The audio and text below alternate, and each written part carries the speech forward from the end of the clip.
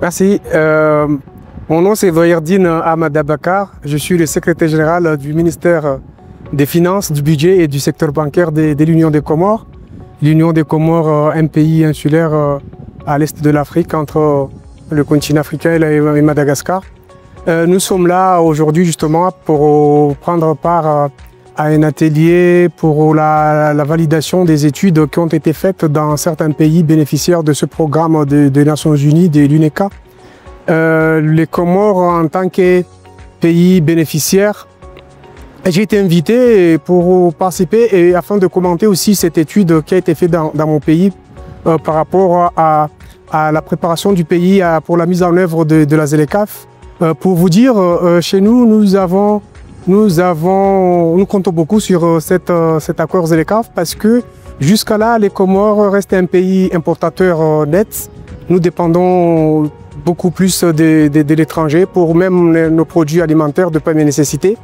Et on a constaté que déjà, il y a ces dernières années, il y a cet engouement. Il y a des petits producteurs qui émergent dans le pays, qui est un bon signe. Donc les efforts du gouvernement maintenant, c'est d'appuyer ces unités, ces petites unités de production et aussi envisager à développer des industries dans l'avenir. Pourquoi? Parce que on a quand même cette potentialité, on a quand même beaucoup de secteurs où on peut tirer profit, notamment le secteur de l'économie bleue, là, sur la pêche. On est un pays insulaire qui compte beaucoup, en fait, dont la superficie repose beaucoup plus sur la partie sur la mer que la partie terrestre. Donc nous pouvons exploiter cette richesse, ces ressources halieutiques et développer aussi le tourisme parce que jusqu'à là c'est le secteur qui présente aussi un grand potentiel, le tourisme. Nous avons mis en place actuellement, il y a des projets du gouvernement qui constituent à réhabiliter les infrastructures, réhabiliter et reconstruire des infrastructures routières, des infrastructures portuaires aussi, afin de faciliter l'interconnectivité des îles et aussi connecter le pays avec le reste du monde, la région de l'Est d'Afrique et l'océan Indien.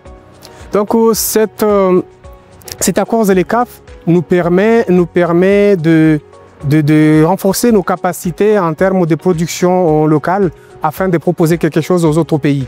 Et c'est un grand avantage pour nous parce qu'on a l'avantage d'avoir un code d'investissement très attractif. Donc on a un climat des affaires qui est quand même favorable pour attirer plus d'investisseurs étrangers afin d'ouvrir des unités de production au niveau national et qui va permettre à notre pays d'exporter, de croître ses exportations, qui est un levier très important aussi pour le développement, un indicateur très significatif en termes de développement d'un pays. Donc voilà, cet atelier a été l'occasion d'échanger avec d'autres pays, d'autres représentants des pays, notamment le Sénégal, le Djibouti et Zambie, qui accueillent cet atelier. Donc on a compris que nous avons quand même un grand marché à écouler nos produits si on arrive à avoir ces produits, cette offre exportable. Jusqu'à là, on a des produits de très bonne qualité pour l'exportation, notamment l'ilang-ilang, le girofle et la vanille aussi, donc qui sont nos produits principaux destinés à l'exportation.